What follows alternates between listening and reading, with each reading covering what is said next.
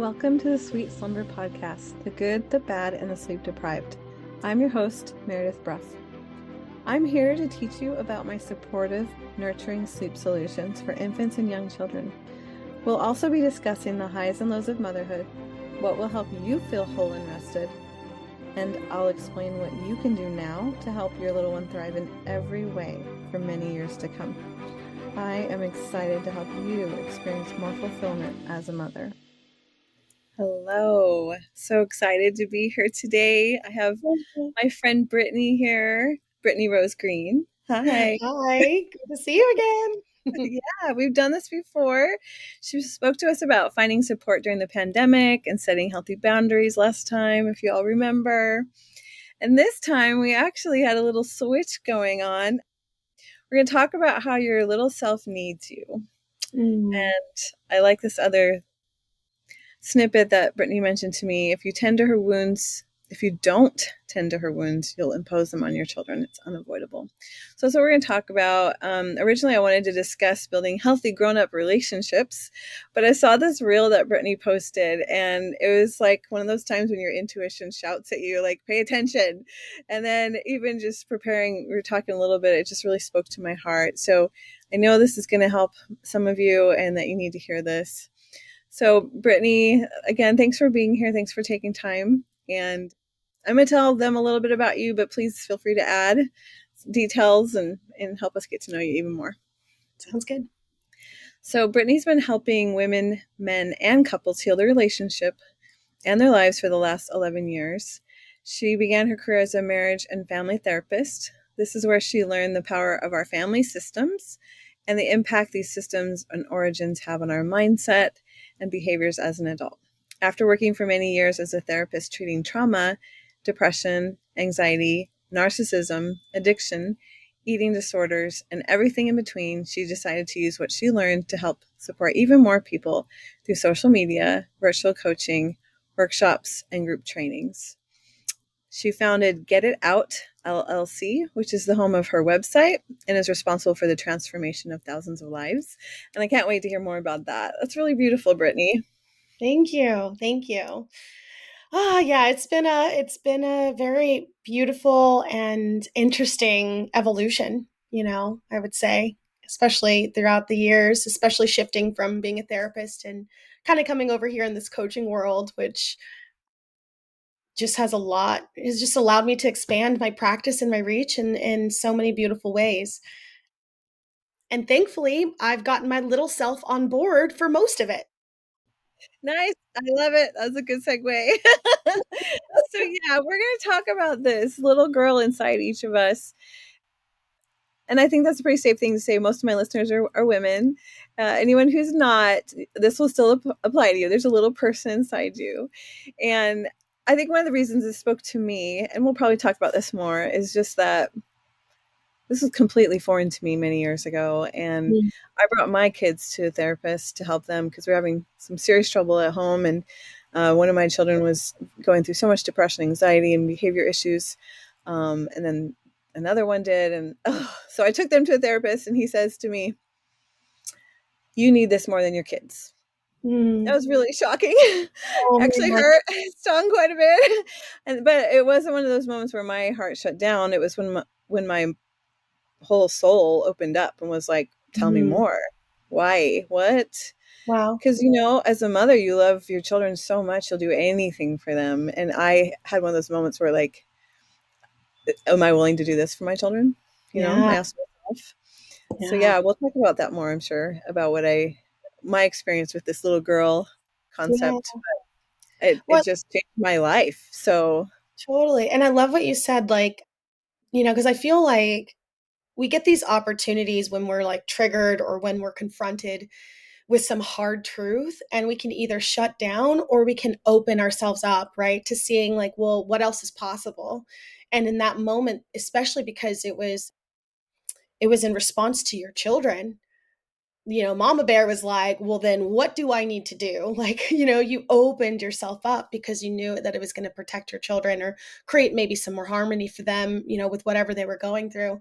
And I feel like a lot of people, whenever it comes to, like anything that is, geared towards like just self, like personal development just for the self, we kind of feel selfish, you know? But if it has any implications, if we're good parents, on our children, all of a sudden we're like willing to do all the things, you know? And I feel like unfortunately that's where the little girl kind of gets, or the little self, right, gets kind of frustrated because she's like, well, why didn't you do this for me? You know, why aren't you showing up for me? Why did it take this for you to finally show up or hear me or see? I've been screaming at you this whole time.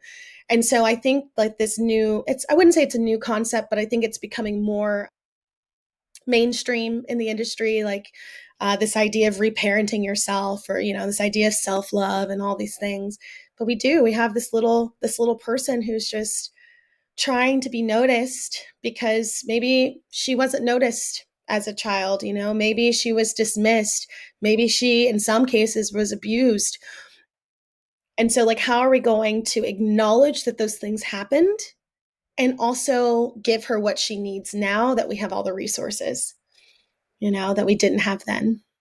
Wow, that's a Yeah. great way to introduce the topic, that there's a little girl inside of us, because oh my gosh, she's absolutely ignored by the time we become teenagers and young adults. Makes me emotional. Yeah. I It wish that does. I wish that sorry, already No. emotional. It's gonna be interesting. I wish that women would stop wearing the suffering, the sacrifice as a badge of honor, even Mm. though like my clients absolutely have the hardest time making time for themselves and the hardest time putting themselves at the top of their list or near the top of their list. And I have 5 kids, I know, and I have some kids that were extremely difficult at times, and so I know. But when you do put yourself towards the top of the list and you make time, it is therapeutic. It, oh my gosh, like recently, because I found out I have a disease like a month ago. I'm trying to heal Oh, and take care of myself. That was definitely motivating. Little girl yeah. screaming. But I was making this breakfast for myself that was delicious and healthy, and it made me cry while I was eating it because I was I like, love I'm that. finally taking time for myself. I deserve this. It never occurred Yes. to me that there's this little person inside of me that's like, yay. It's just Yeah, such a beautiful way to look seriously. at it. Oh my gosh, so beautiful. I mean, such so well said. There it's so hard to make, I think, ourselves a priority. Especially when the world is like convincing us that everything else is a priority. So we kind of just naturally and systemically put ourselves low on the totem pole. And I think it's so beautiful that you've been given this gift of awareness. Thank goodness I was given the gift of awareness too, you know, because my little self is screaming. And just like you, I think that's such a beautiful, so it's just simple, but such a beautiful depiction of what happens when we actually just listen. And it's like really, it's really sad. It's really confronting. It's kind of, I don't know, sometimes I feel like I let myself down because I have neglected her for so long. But there is this opportunity now, I think, again, because it's coming online and people are talking about it more, and that it's safe for us to put ourselves first. And it's a top down effect. Your children are a product of you. If you don't even see you, then how will you ever be able to see them? And I just feel like it's such a great gift to give to yourself in that way. And then your children witness, they get to witness your self love and like the way you care for yourself.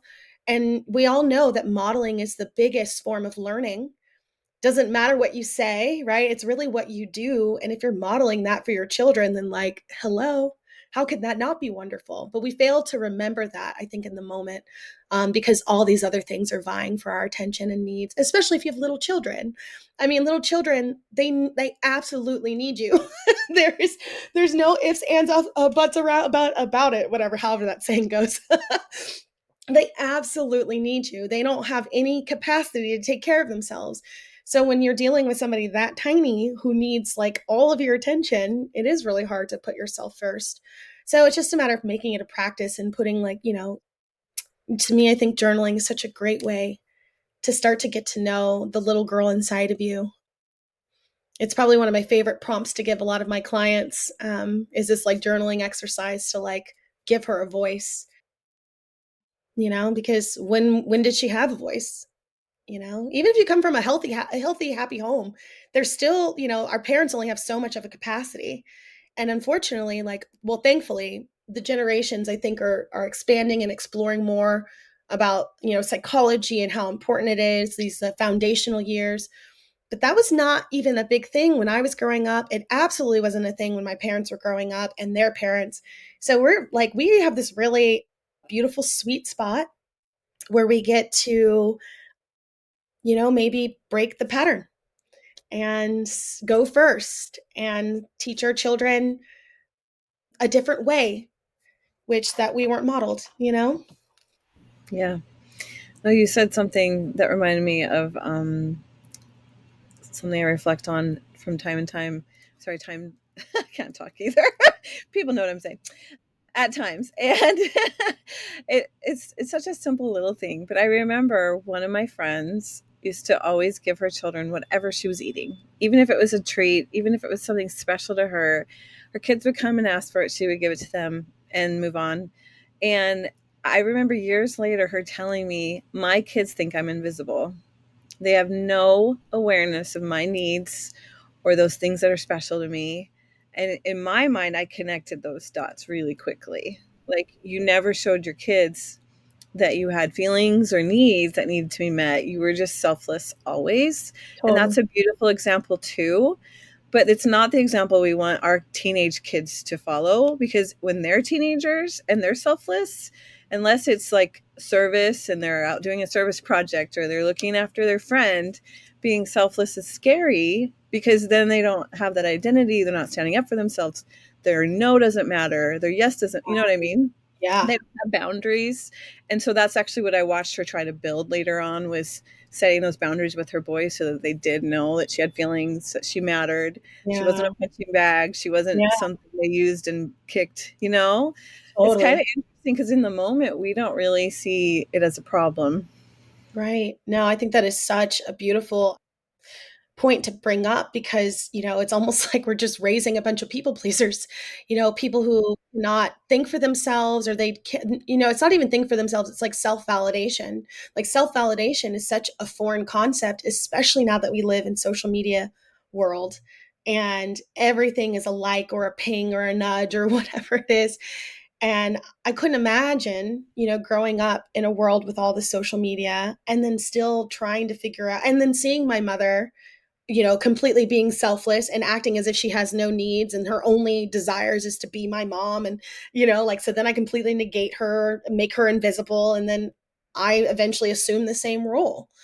So it's so imperative, I think, especially if you can start now, if you can start with if your children are young, like starting as soon as possible, and it's okay if like your children are teenagers, there's still space, they're still watching you. And there's nothing more beautiful, I think. And I work with a lot of women who have teenage children, and it's so impactful to see how their children reflect back the transformation that they've had or that they've witnessed from their parents as an adult, when they're like recalibrating and trying to reclaim themselves again and really putting themselves first by doing this work. The teenagers still see it and it has immense impact, so there's never too late. It's never too late to start reparenting yourself, because like we kind of talked about in the title, if you don't, you will inevitably project those wounds onto your children, because if they were never met by you, how can you give them?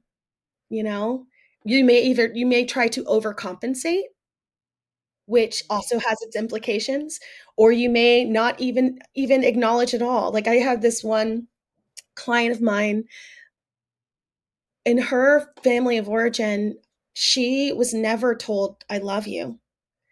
So now it's not that she doesn't tell her children that she loves them, it's that I love you is so important, like such a big word, a big phrase, that she will only say it if it's really, really, really important. And, like, as we're processing together, I was like, well, maybe that's why they say it all the time, to you, which is what makes you feel like, well, they don't mean it, but they do mean it because maybe you don't say it enough. because of what where you came from. They're overcompensating, you Yeah. know? And so it's just wait, say that again? Everybody was like, she was undercompensating in a way. Like, Mhm. it's so extreme that she couldn't say it often, and then Exactly, because it was so but for her, that was even so hard because it was never shown to her. So yeah. even just saying it once, a month was like, "Oh, wow, I'm overcompensating." She thought she was saying it too much. Oh, And then no. her children are like, "I'm gonna say it all the time, every day, 3 times a day." And she's like, "Whoa, like, you don't even mean it." And I just thought that was such an interesting reflection of how, again, if we don't give ourselves what we needed as children, we will unintentionally pass it on to our child. And again, it'll be in either extreme. There won't be like the healthy middle. Yeah. So, I like that we're talking about some of the common issues that people have. But do you mind if we talk about if you have trauma and like something really difficult in your past? Because I feel like that's actually pretty common too. oh yeah, yeah. So, like if when you're in trauma, like sorry, it's hard to collect my thoughts because trauma is such a personal experience, and trauma morphs.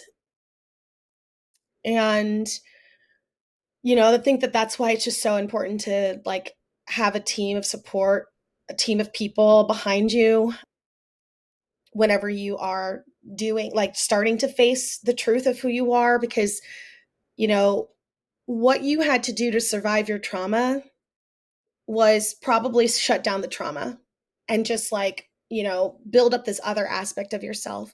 So I'll find this, for example, in some of the women that I work with are like they're like business owners, they're like, CEOs, highly like successful and functioning women, but they really struggle in their relationships because they don't really haven't really faced the trauma and the parts of themselves that actually were vulnerable and softer.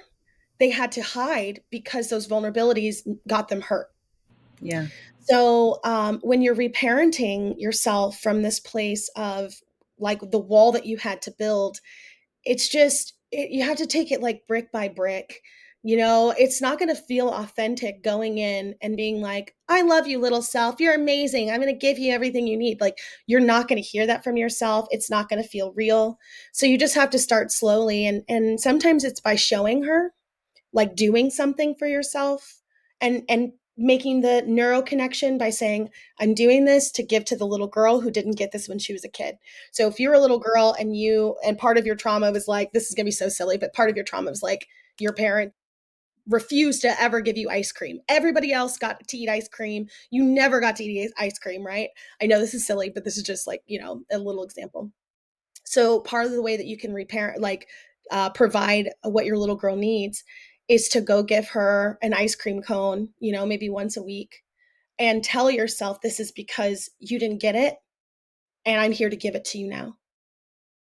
And it's like those little connections that can start to strengthen the neural pathway for you seeing yourself, both as who you are now, which is the strong woman you've built yourself up to be, strong person you've built yourself up to be, and the little girl who gets to have her needs met now, you know?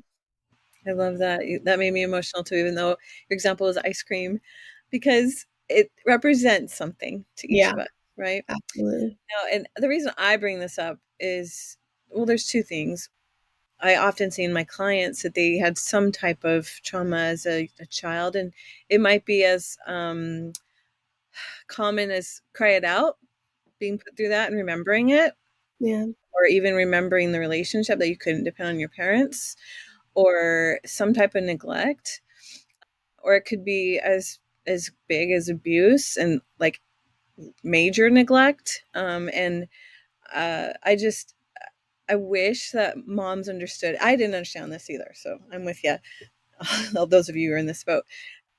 I wish that moms understood how important it is to seek the therapy and heal as soon as you can. And that could be now with the baby. It could be, in a few years or whatever. You can build yourself up to ask for help. But unfortunately, I waited till my oldest was 15. And there was these triggers. There were these behaviors surfacing. There were these, oh my gosh, both of my oldest kids used to trigger me. And I absolutely turned into a little girl. I mean, I have a memory of me sitting in the corner of my bedroom in fetal position crying, and I Yeah. could not function. And my friends were coming over for the weekend, and they found me like that. It was very vulnerable. But when I met with a therapist who told me I needed help more than my kids did, I committed to meeting with him weekly. And we Mm, actually worked through the things I needed to heal from. And there was abuse in my history. There was neglect in my history. There were some pretty big things. And we didn't get to the little girl topic for a while. It was kind of like at the heart of things. You know, yeah. as I worked through those memories and talked about them and addressed how I felt and how they made me feel, then we went into there's this little girl inside of you that she needs to feel safe. And Yeah. you're going to protect her. And then what I love after that work was done on all these different memories and issues was that I actually had to talk to her sometimes in my moments with my kids and be like, you're Yeah. now the adult and you Yeah. are safe. And now this is your child Yeah. that you're supposed to protect. And it was so amazing how much all of that helped me.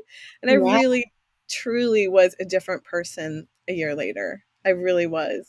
It was Yeah. amazing that process I went through. And so this is for me personally, is this is an invitation to moms who have any degree of trauma to go get help now. You do Yeah. not want to be like me, where your child is in your face yelling and you're trying not to push and fight back physically. Like Yeah. seriously, that was my son, but I Yeah. couldn't see it. Yeah. Wow. It was What a so hard. what a powerful testimony. Seriously, I feel like, I think that that's what makes you so good at what you do is your vulnerability and your ability to share your personal experience and be, a mirror for other people's pain. And I think we've all been there. Like it's just, it's so interesting how in hindsight, obviously, is hindsight's 2020, but like how, when you start to kind of dabble in this healing world and you start to witness just how much your behaviors have impacted so many different areas of your life, whether it's your romantic relationship or your relationship with your children. I just think, like you said, finding somebody who can support and nurture, like, because what a gift if you didn't get that support as a child and now you're giving it to yourself through, like finding a good fit therapist or a good fit coach. Like, what a freaking gift. Like, that is so amazing. And yeah, children, oh my gosh, they will trigger every ounce of who you are. Like, you really have to be so aware of what stuff you've been through because children will pull it out of you. And I think that that's why the parent-child relationship is so beautiful. Because for me, being a parent, mind you, I'm not a parent. So I'm going to say that very clearly. I'm not a parent. Like, I have no idea what this kind of love feels like, but I think it's the closest to like the love of the universe, or like is is a love that a parent has for their child, because it is completely unconditional. But just because it's unconditional doesn't mean that your wounds aren't going to be immensely triggered, where like your example where you're like you feel powerless. I think oftentimes that relationship makes a parent who feels very strong in most areas of their life feel completely powerless because they do not know what to do, or they don't know how to support or handle their child and what they're going through. And it's such a real experience for so many people. So again, I just want to validate and just thank you for sharing that, you know um, because it's true. And there's this whole little like so okay, so let's talk a little bit about how, the little self. I think what you said was so perfect, this idea of feeling safe, like that was at the core, the root of everything. Is like, I don't feel safe. And of course, like if you're a child and you're being abused and neglected, how could you feel safe? And that's like the foundation of safety, is like how our parents give it to us. Other than that, we have to fend for ourselves. So we either learn like no one will ever protect me. I'll have to protect myself. So then we have a hard time letting people in, or we maybe try to control maybe our children or control our partners to keep ourselves safe, right? Because that's the only way it feels safe is if we're the one in control and we're in the driver's seat and blah blah blah. But there's so many ways that that hurts our relationships with people. Can I just And add? then, oh, what? Sorry. So what I see in my clients is like the mama bear is a giant force in them. And I feel Mm, like that's a trigger. So like any amount of crying, and like I have tear-free methods. So I promise that that's not any different when I say this. It's just that crying is communication for babies and young children. And so it's not a bad thing.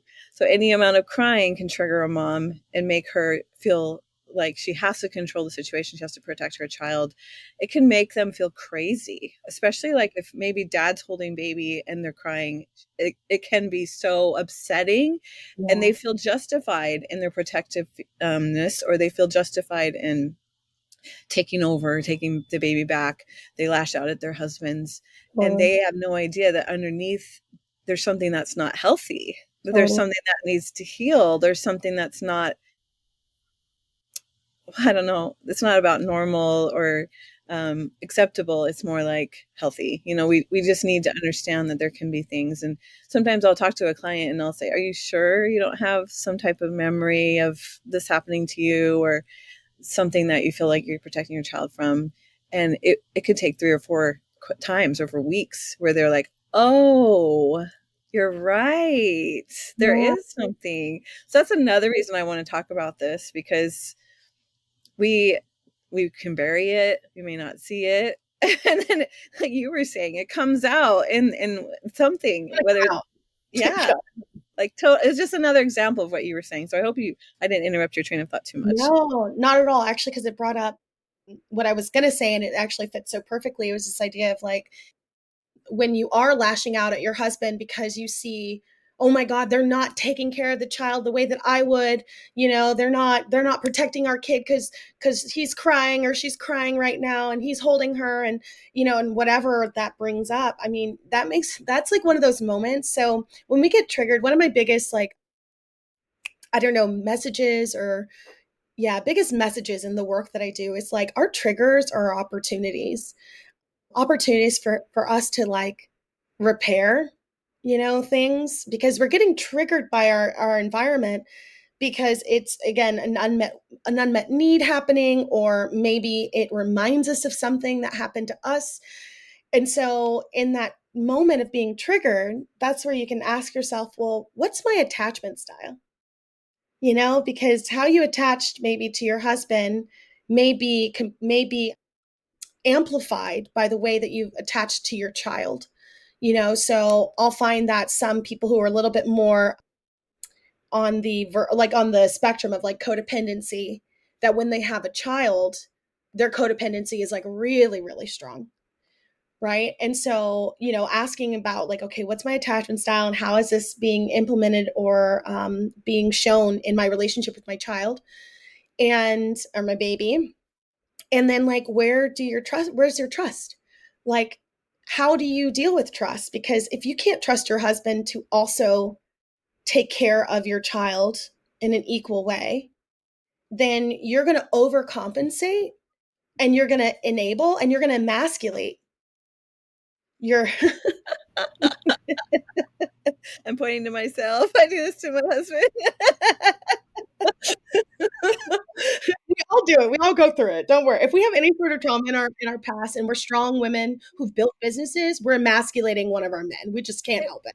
Just don't just don't fool yourselves. It may happen when they're babies, and you're like, okay, I'm gonna let you take care of the baby now. It'll come up again. You gotta be aware that you do this if you're not trusting them to be an equal parent. You're gonna Absolutely. keep doing it. Yeah. Absolutely. But honestly, that's relationship, right?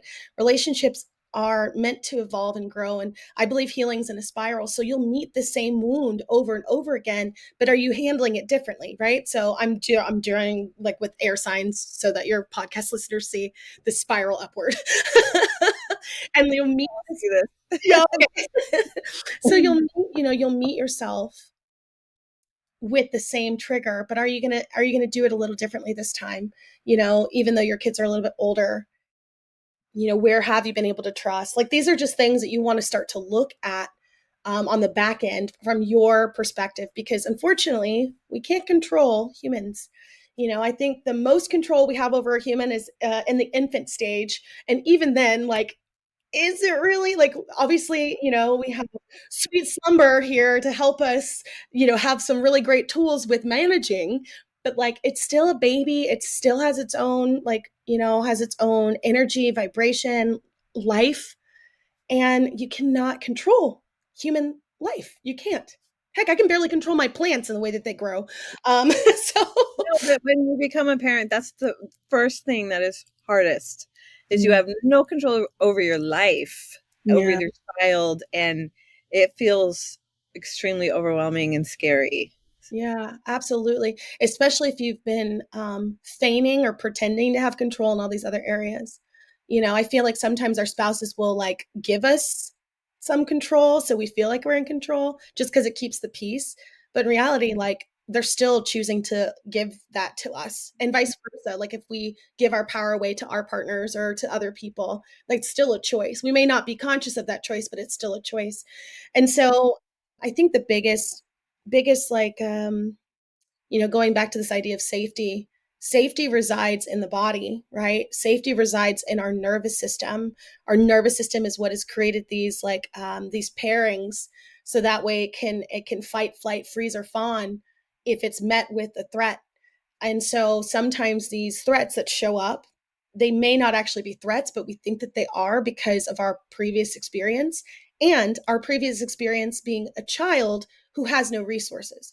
So we'll respond in our nervous system the same way. So, a lot of times, like, a lot of the work that I do is like, how can I help you get your nervous system back on board with who you are now versus who you were then. And even that is like just this acknowledgement that, like, hey, little Brit, big Brit has so many more resources now, babe. Like, I've got us. I've got us, girl. Like, do not worry, I've got us. And yeah, I hear you. Oh my goodness, yes, this is so frustrating. Like, so acknowledging, so exactly how you would want to be acknowledged. I hear that this is really scary for you, and I totally remember when we went through something like this before. But guess what? I have this resource now. I have this resource now. I have this resource now. And doing that while you're like holding yourself. I always tell my clients to put one hand over your heart, one hand over your belly, because the belly is where all of our trauma is stored. It's really where, like, honestly, our belly is what creates all the neurotransmitters and all the things. So it's just like it's our powerhouse, it's our core. So putting one hand over your heart and one hand over your belly, and I've got us. I've got us. That can be such a powerful thing, especially if you practice it, as often as you can, as often as you remember.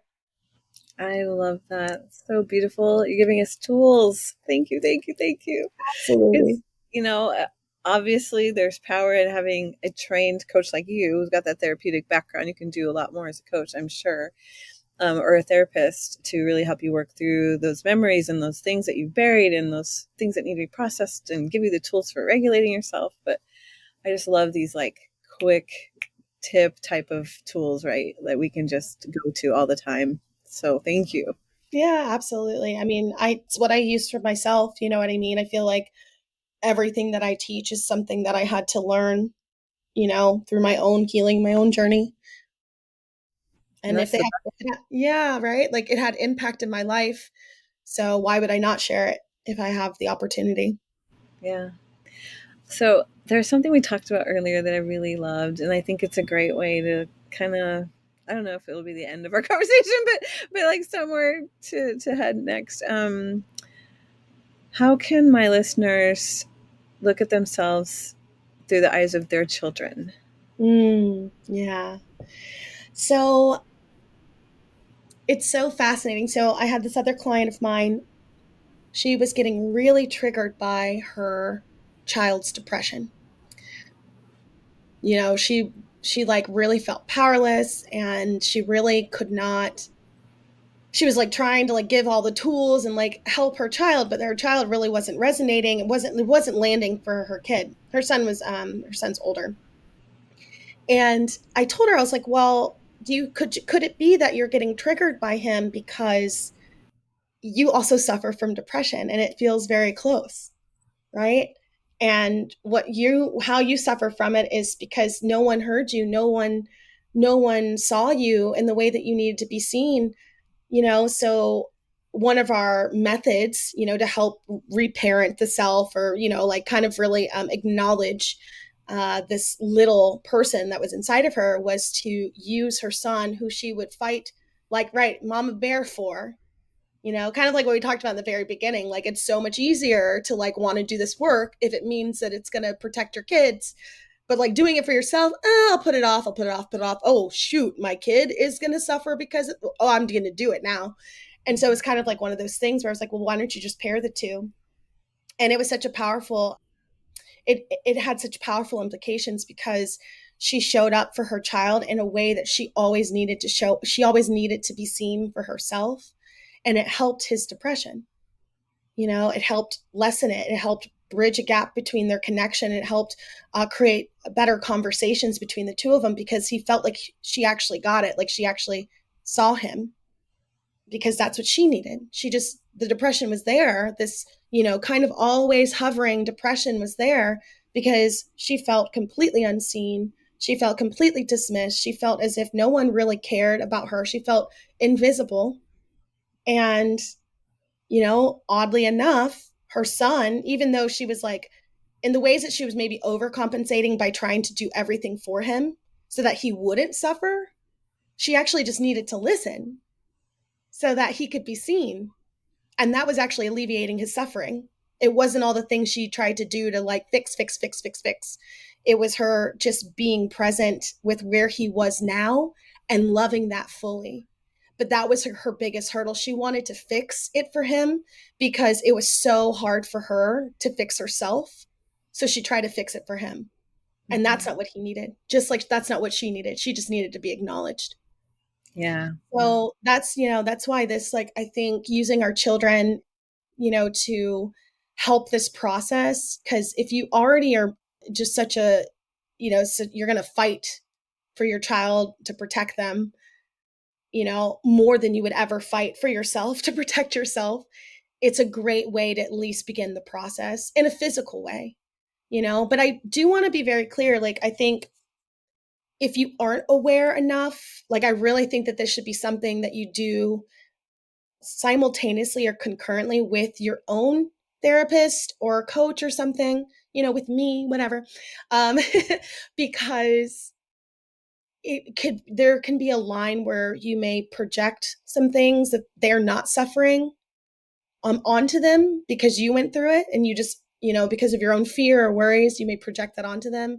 And that's actually going to hurt your relationship more. So it has to be it's a delicate experience. It's not using your child to reparent yourself. It's using the parent child relationship to help you show yourself that it's possible for you to give to yourself in this way as well. I hope that was clear. Yeah, I'm actually glad you brought that up because when you were talking earlier, we were kind of making a plan for our conversation.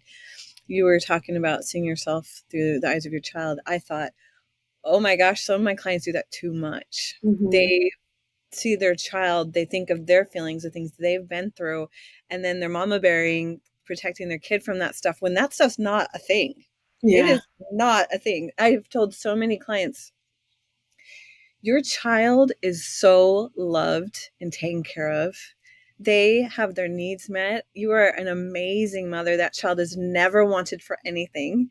They are absolutely surrounded by love and security. You have the best attachment relationship with them. You do not need to feel like walking away when they're crying, meaning like in a situation where mom's like stressed and she's got to go step away and get a deep breath. Okay. That's the only time I really recommend that. You're not causing trauma in that moment because your child has been cared for so many months. Like, this is not something that just slips like that. Okay. So I try to help them not project, like you're saying, their unhealed wounds, those experiences that they've been through as a child onto their child, these huge feelings that really they're not, there's no risk, there's no danger. Yeah. And so the protectiveness that they're giving is it's over the top. It's, and also the fears that they have got to Yeah. be affecting them in a really deep way. So I'm trying to help them like just release that. Believe me, I'm also sending them to therapists and saying, please work through these things. I'm not Yeah. trying to do that. I'm just trying to open their eyes when I hear a mom say, I don't want to traumatize my child. I don't want to make them feel neglected. I don't want them to be scared I'm never coming back, stuff like that. Yeah. That's trying to help them see that that's probably not going to happen. Like, I Totally. don't think that that could happen to your child. Yeah, because there are all the other protective factors that are already environmental factors that are already there, and I think that's really important. Like when you're, if obviously if you're already if you're listening to this podcast, if you're doing this work, with Meredith, and clearly you're already ahead of the game. Like you are prioritizing this relationship and trying to find answers from a reputable source. So again, like the environmental factors for your child are completely different for what you had growing up. So, when I do say this, like by you, like allowing your child to show you what's possible for you to give to yourself, it is more of like, um, my child. So, for example, my child's crying, and what do I wish in that moment, that my mom would have done for me? Oh, I really wish she would have gone and taken a breath, because when she would just deal with me from that stressful state, it actually made it 12 times worse. So always checking in with yourself, what do I wish my family would do for this specific thing? Not like, oh my gosh, I'm afraid that, like assumptions. I'm afraid that my child is going to be hurt in X, Y, and Z, and I got to prepare for it. Whatever. That's just like, that's totally different. That's Yeah. projecting. So Yeah. there is a fine line, and I think it's a lot easier to navigate when you are walking it with someone. But for those of you who are like, self-aware enough or have been doing this work, it definitely is something that a tool that you can use to begin the process of seeing your little self being cared for, you know, by you through that parent-child relationship. Oh, I just love this. Yeah, I it's love so it so beautiful. much. Yeah, thank you so much for all of these thoughts. There's a lot to Absolutely. take in. Like, I feel like I need a moment to reflect. Can we have a moment to reflect, Yeah. everyone? 5-minute pause to process everything. Well, I this is just really important to talk about, and I'm sure that each topic could go on and on, right? So you're just giving us the tip of the iceberg and great Absolutely. things to just, I guess, start somewhere, huh? Absolutely.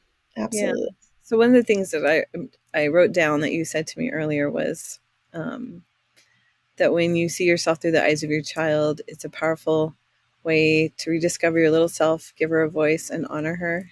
I just think that's a really beautiful thought. You want to expand on that at all? Yeah, absolutely. When we're children, it's so cute. I used to like, I don't know if I can't remember my bio. Apparently I've worked, with everything and everybody apparently, but I used to do a lot of work in childhood trauma, and kids just want to be included, and they just want to be seen and acknowledged. And if you think about the foundations of yourself and your experience growing up, were you not included? Were you not acknowledged? Did your feelings matter or not matter? And how can you provide the space for your children to receive that from you, in a way that is still showing? Because, like we talked about, like not to the point where you are, again, over giving space, allowing them to have so much of their experience also topple or like trump your own, but in a way that is like held and filled with beautiful boundaries, where it's safe to exchange information, between you and your child. And this can go back to as young as like a brand new baby, even just talking sweet to your baby and being like, oh, what are you trying to say, sweet one? Like, and just like giving them space to like have all their feelings, and start practicing that at such a young age, so that way it doesn't feel so different or forced when your child is of talking age. And I know that you've given them so many beautiful tools to, like, as far as like get talking on a child's level, and like, coming down eye level with them, and like all these beautiful things. But that can be such a beautiful foundation for both of you. I heard something, and I think this is actually perfect for your listeners. I heard something the other day. It was that children, they come into this world wanting to love you, and that it is the actually is the most healthy relationship that you could ever have with somebody if you would give it an opportunity, because they want to love you. Like children want to love their parents. And so I just thought that that was such a beautiful like depiction of the parent child relationship. Like not only is there unconditional love for your child, but they also come into this world wanting to love you and wanting to know you. And if you can get out of your own way, you know, and deal with some of these wounds that left you feeling like nobody really cares about you, nobody really wants to know you, people really like, neglect you or dismiss your thoughts and ideas. If you can get that out and move through that, then it can be the healthiest relationship you've ever had with a human being. I love that. Oh my gosh. What an opportunity. I know, right? And to build that rest of your life, you can have that. It's Totally. amazing. It's very Absolutely. motivating too, right? For any of Absolutely. the work. Yeah. But I'm also like that just made me think about how we should be looking at ourselves, that little girl inside us who just wants to be loved. And I love that you've addressed that we can give that to ourselves, whether it's being heard or validated or seen or loved. Do you have any Yeah. other thoughts on that? Well, just the loved piece, I think, we uh, extrapolate our love through our external relationships, whether it's our relationships with our career, getting validated or praise from like doing, or our relationships with our partners or our children, like, oh, did they like what I cooked for them today? Like, am I a good mom? Am I a good wife? And it's like, but that's great, but you're never really going to believe that unless you believe it about yourself first. You may hear it, but it doesn't matter how many times you hear it. If you don't actually believe that about yourself, it will never really resonate. So self-love, this whole self-love era that we're in or whatever, was actually such an important piece to this conversation, because just seeing yourself as a really amazing, worthy, deserving being who gets to have healthy relationships with your children, with your partners, with your business, with yourself, is like, so it's such an impactful place to start. And I think that again starts from like seeking out help and seeking out information and giving yourself the support that you needed when you were growing up. So, yeah. And put yourself at the top of your list, not the very top, but towards the top. Let's get ready for the very top, and take the time to do those good things for yourself, whatever those are that feel like you're really. I love this. Someone taught me a while ago. Self caring. You're caring for yourself. You're pampering yourself, even if it's for a minute or two, or it's the type of food you eat, or it's getting outside and walking for 5 minutes. We can all find those little gifts. Yeah, absolutely. And telling yourself that's what you're doing it for.